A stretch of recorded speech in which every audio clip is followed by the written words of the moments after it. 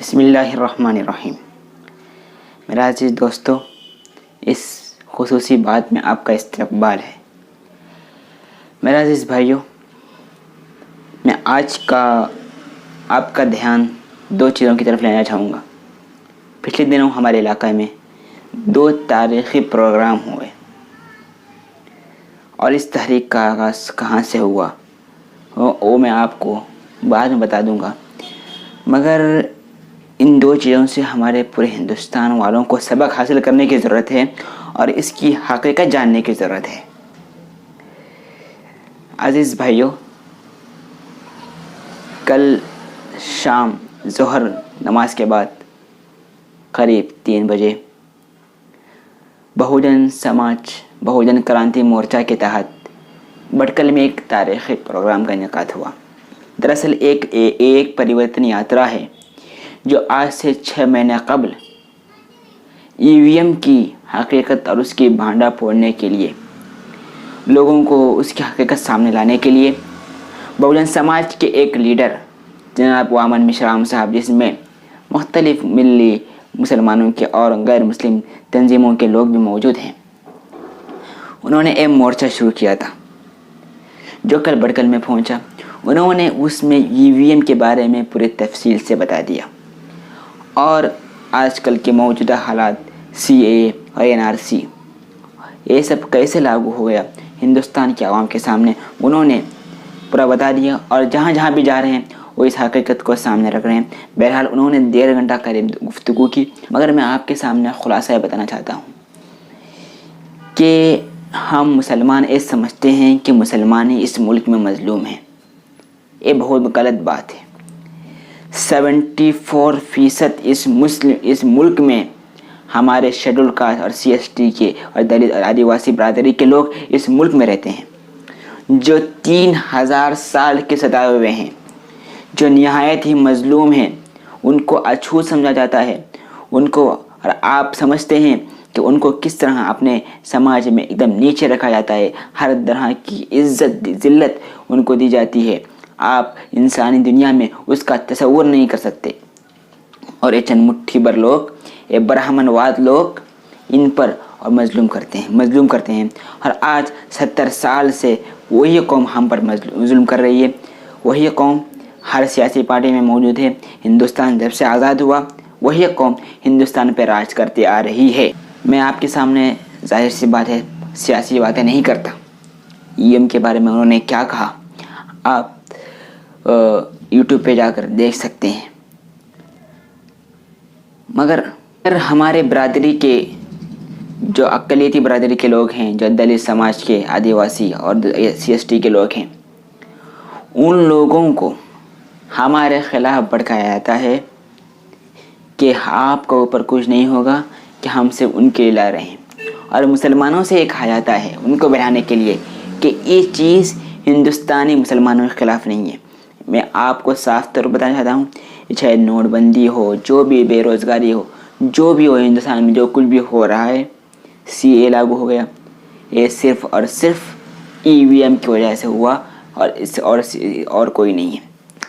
اس لیے میں آپ کو ڈسکرپشن پر ایک لنک دیا ہوں، اس لنک پہ جا کر آپ وامن مشرا صاحب کی پوری تقریر سن سکتے ہیں۔ اس لیے کہ میں آپ کو ویڈیو نہیں دکھا سکتا کاپی رائٹ کے ایشو سے، اور تمام چیزیں یہاں پر بتا بھی نہیں سکتا، وقت کافی لمبا گزر جائے گا، اس لیے کہ ان چیزوں کو مختصر کی نہیں جا سکتی۔ اگر آپ کو ان لوگوں کی جس نے نام نہاد سیکولر پارٹی ہو، جو منافقین ہو، جو بھی ہو، اگر ان کا اصلی چہرہ آپ کو جاننا ہے تو آپ اس تقریر کو سنیے، جو ڈسکرپشن میں آپ کی لنک دی ہوئی ہے۔ دوسری اہم بات، کل جامع مسجد بھٹکل میں ہمارے برادران وطن کے ساتھ محبت اور ایک جھکتی کا مظاہرہ کرتے ہوئے ان کو مسجد میں دعوت دی گئی تھی، اور کافی بڑی تعداد میں ہمارے برادران وطن تشریف لائے، اور ان میں سے اکثریت ان لوگوں کی تھی جو صاف ذہن رکھتے ہیں، بلکہ سب کے سب وہی لوگ تھے، اور اس کا ایک اچھا تاثر گیا، چونکہ لمبے عرصے سے اس کا رواج نہیں تھا کہ ان لوگوں کو مسجد میں بلا کر ان کو بٹھانا، بات کرانا، اور ان کی ذہن میں اس چند مٹھی بھر لوگوں نے جو اس ملک میں راج کر رہے ہیں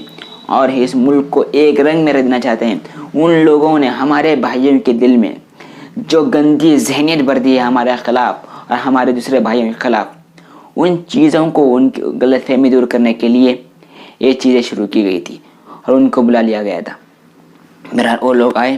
اور انہوں نے اتنا اچھا تاثر دیا کہ انہوں نے کہا، بعض لوگوں کے، ہم پہلی مرتبہ اس مسجدوں میں آئے ہیں، ہم کو ایک عرصے سے آنے کی اچھا تھی، ایک آنے کا شوق تھا، مگر کوئی موقع نہیں مل رہا تھا، اس لیے کہ اسی واسطے ہم کو اس ملک میں رہتے ہوئے ہمارے بھائیوں کے ساتھ ہمدردی کا مظاہرہ کرتے ہوئے، ان کے ساتھ اتحاد کا مظاہرہ کرتے ہوئے ان کو اپنا سمجھ کر ان کو قریب کرنے کی ضرورت ہے،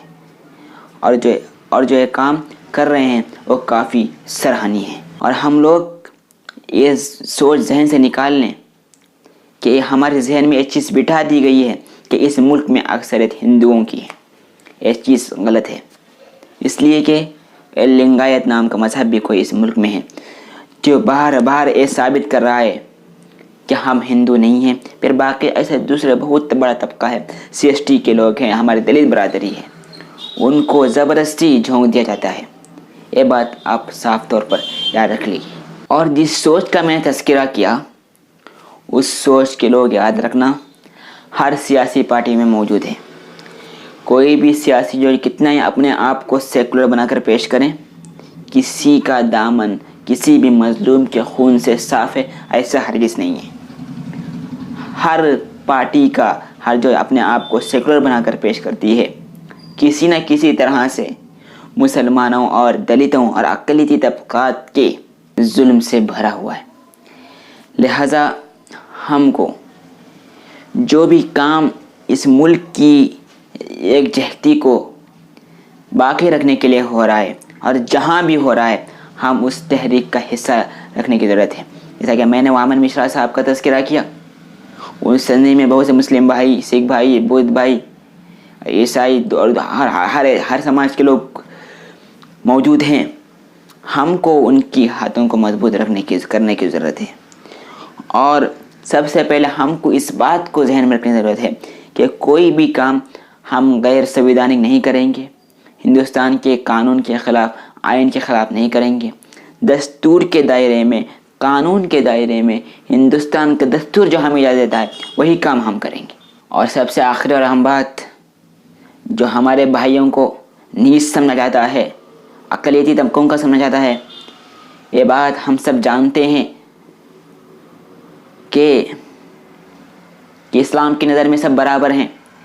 اور وہ خود اس بات کا اقرار کر چکے ہیں کہ مسلمانوں کے یہاں چھوا چھوت نہیں ہے، اس لیے یہ لوگ ہم کو اپنا قریب کر رہے ہیں۔ یہ بات صحیح، بالکل صحیح ہے کہ ہمارے اسلام میں چھوا چھوت نہیں ہے، سب برابر ہیں۔ کہ جس اسلام نے حضرت بلال حبشی کو، جن کو پتہ نہیں ان کے زمانے میں جب وہ غلام تھے کیا کیا سمجھا جاتا تھا اور کون سے ان سے کام لیے جاتے تھے، ان کو مؤذن رسول بنایا، اور اس وقت کے مسجد نبوی کا مؤذن بنا سکتا ہے، اسلام بنا سکتا ہے۔ اور وقت کا بادشاہ، آدھی دنیا کا اس وقت کا بادشاہ حضرت عمر بن خطاب رضی اللہ عنہ، جب حضرت بلال کو، جو پہلے غلام تھے، ان کو سیدی، میرے سردار کہہ کے بلاتا ہے، تو اسلام میں چھوا چھوت کہاں رہی؟ اس لیے میں صاف طور پر کہتا ہوں، ہم کو اپنے بھائیوں کے ساتھ گلے سے گلا ملا کر، کاندھے سے کاندھا ملا کر آگے بڑھنے کی ضرورت ہے، اور اس چیز کو آپ ذہن سے نکال لیجئے۔ پھر ایک بار کہتا ہوں، اس ملک میں صرف مسلمان مظلوم نہیں ہیں، مظلوم ان کا حق قدم نشانہ وہ بھی لوگ ہیں جن کو وہ لوگ نچلی ذات کا سمجھتے ہیں۔ جب مظلوم اور مظلوم اتحاد ہوگا تو انقلاب برپا ہوگا، انشاءاللہ وہ دین دور نہیں۔ السلام علیکم۔